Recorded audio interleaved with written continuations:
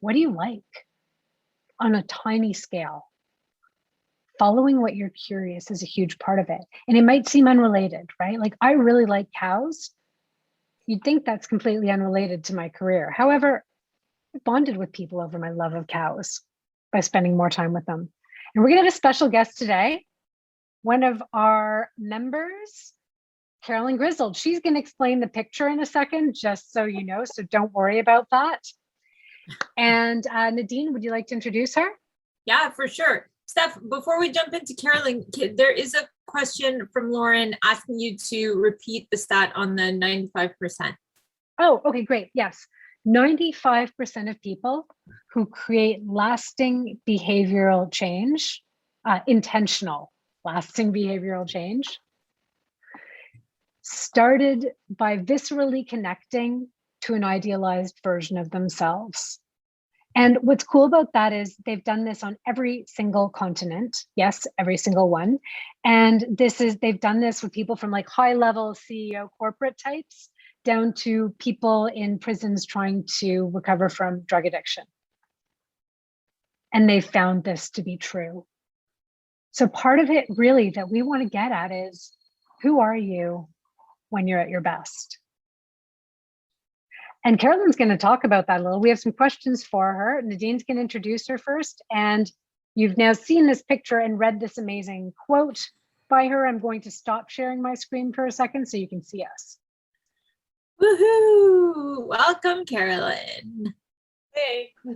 When I first saw that photo, I was a little bit like, oh, no bangs, because your bangs are such a signature part of your look to me. But before I ask you to describe that photo, I'm going to describe you. So Carolyn is a master manifester, and we've seen this in action for sure. She is a writer. She is a reflexive writing facilitator, and she hosts a series of workshops on Julia Cameron's book, The Artist's Way, and does them out of the Art Gallery of Hamilton starting in September. And I'm going to pop really quickly her link in the chat so you can follow through if you would like to learn more. So Carolyn, you want to take it away in terms of your photo description? Steph, you want to pull it back up again? 1 second, sure, I've moved this. Yes, quickly, go for it. I apologize that I'm backlit right now. That's okay. Please tell us about, why did you choose this picture? This picture is kind of funny because I often forget the things I've done. Once I achieve a goal or do something that I didn't think was possible, once it's passed, I forget and I move back into the next phase of, oh no, the next stage is impossible thinking. And so when I was looking through for a photo, this one came up, and this is me wearing a Miss Wisconsin crown, holding an Emmy at the original Playboy Club in Lake Geneva in 2019. So the end of 2019, right before COVID took over our lives, and my bangs are a COVID cut, so I never used to have them. They work very well for you. Thanks. This picture just kind of sums up my life and how, even though, you know, I used to identify as someone who didn't believe in possibility, there was all this evidence against it. Like, how does someone who thinks that nothing is possible end up in that kind of situation? And I just thought it summed up my life pretty well. I love that. Yeah, sorry, I was going to say that is perfect. On my first question for you, which I think you've touched on a bit, but if you want to add to it at all, is, you know, where were you when you started Kickstartology and where are you now? I'd love for you to talk a bit about because the where are you now just keeps getting better and better, and I'm always super excited to see that come together. Yeah, so last year when I reached out to staff for the first time, I had done the reset week because of just like some LinkedIn connections, and then it was posted and I was like, well, you know, why the fuck not? Pardon my French.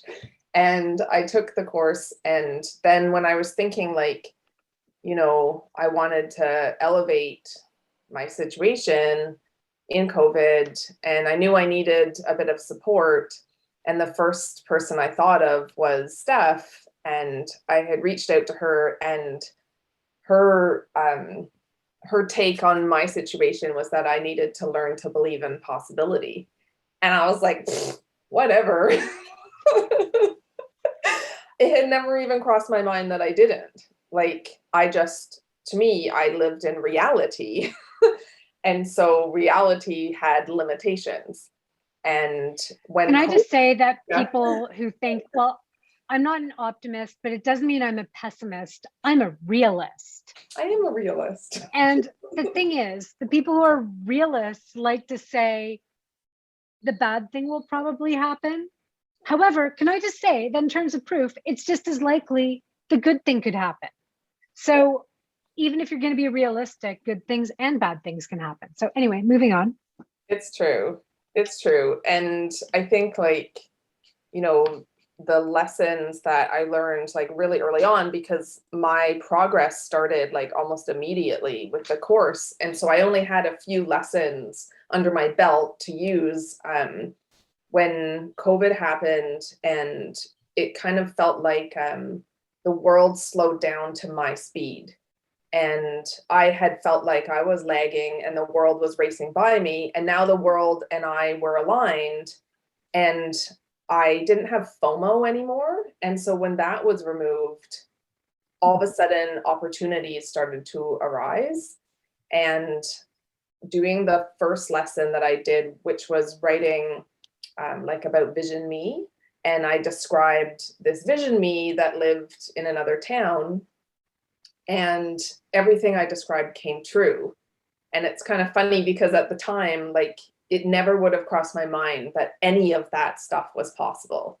That was just like, okay, let's imagine like what your dream life would be. I mean, I'm not, I didn't imagine that I was living in a mansion in a private island or anything. I imagine I lived in a little house in Hamilton, and I was teaching my workshops here. And, I pictured myself driving my car on the way home from teaching my workshop and stopping at a local cafe on the way to my house. I pictured myself waking up in the morning in this house, and I described how it would feel. And the other day I was reading back my notes from that time, and it's like I was describing my real life today.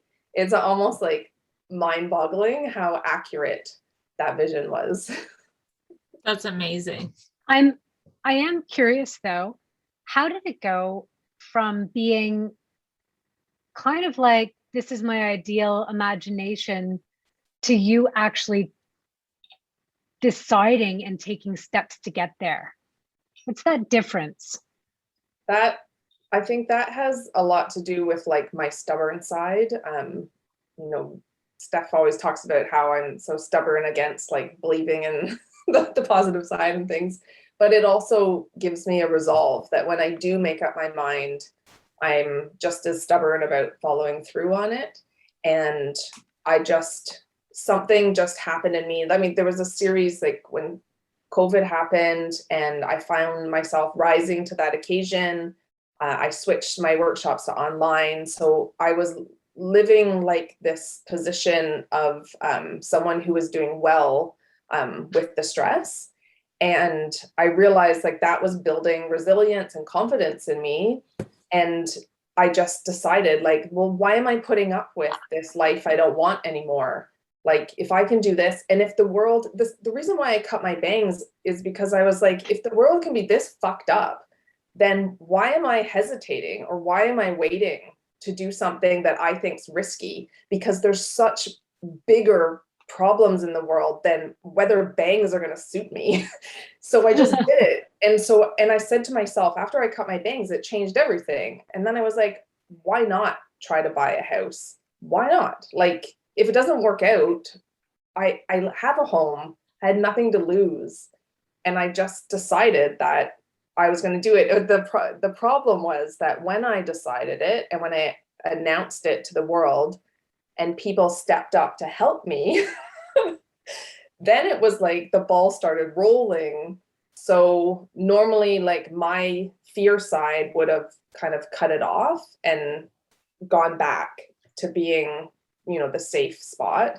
But I had these people saying like, okay, well, you know, I'm your real estate agent. I've booked another showing, and I didn't want to. I was like in the throes of despair because I kept losing out on all these houses because the market was so insane. And she's like, just one more.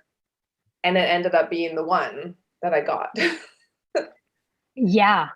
I remember that was absolutely crazy time. And once you started momentum, it did go somewhere really fast. One little thing I want to ask though is, you went through some phases of setting goals of things that you didn't actually want. There were times where you're like, oh, I should have this sort of a job goal, but it wasn't something you were actually interested in pursuing. And when you did that, it seemed really different than when you did things that you really wanted, even though they might have seemed more impossible. Yeah. The outside person. Totally. The ones that I had the passion for, the energy was stronger. So I like when I made those steps, it was kind of like, you know, you make a step towards it and it makes a step towards you. Whereas when I was pursuing something like a job just for the sake of escaping a situation I didn't want to be in because I didn't like my job at the time, it didn't really go anywhere. And I think that's because I wasn't feeling it. Like I wasn't putting myself really into it. It wasn't part of my vision, me. It wasn't something that I was like working towards. It was something I was running away from. Yeah, it was such a different thing when you did that. Nadine, I think you've got one other question. I do. So what advice would you have for people just starting out using this way of approaching things, especially if they're feeling resistance? I would say, I mean, this is something that I go through constantly, like achieving something isn't the end. Then there's, you know, living with the thing you've achieved, adapting it into your life, setting new goals. So it's like a constant, you know, struggle and like regurgitation of those feelings. And so the most recent one that I had was I always wanted to take this grad school program, and it's in England, and because of COVID it's online, and I was afraid to apply, and my old fears and everything were coming up, and it was preventing me from like filling out the application. And as time went on, there was limited spots. They kept getting filled.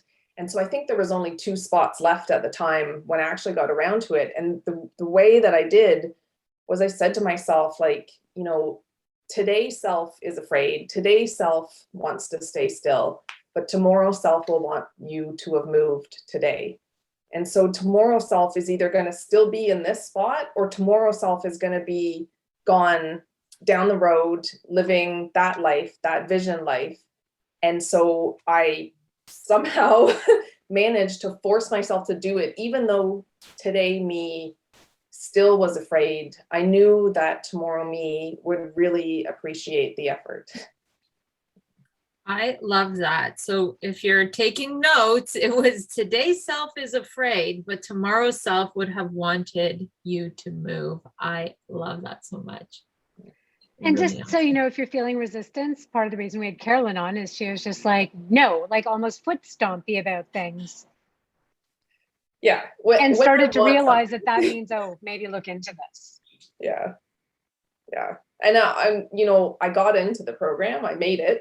I got in, thank God. And thank you. I just like, and now I can picture myself, I'm that person that's in the program. And it's, you know, yeah, the first step is hard. It is hard to go from inertia to movement. It is very hard. But once you make that first step, it gets easier. And especially if you are passionate about what you're working towards, the momentum just keeps building. Yay.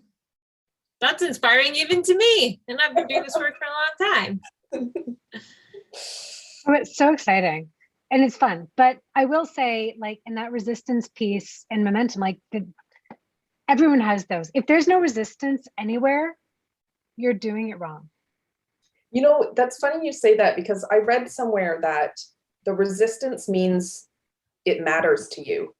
If it didn't matter to you, you wouldn't be afraid of losing it. So in having that anxiety and having that fear is actually a sign that you care. It's a good thing. Yeah. Oh, I love that. That's a great reframe. Yeah. That's super So helpful. Thank you so much for joining us today. Feel free to hang out in the chat. I don't know if you're on the Facebook community right now, but anyway, we're there.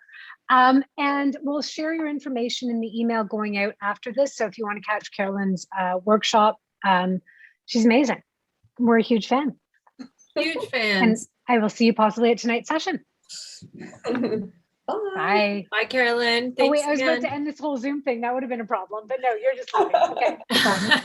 Okay.